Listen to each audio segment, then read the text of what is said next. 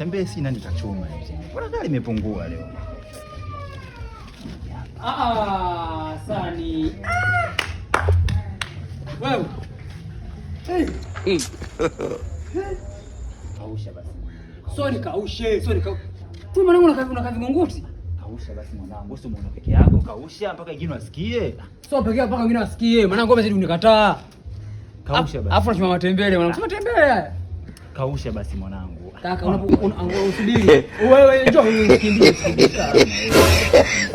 Unaposti magari huko na wakina Ngonzala, Malambogini, manyumba makali sio nini?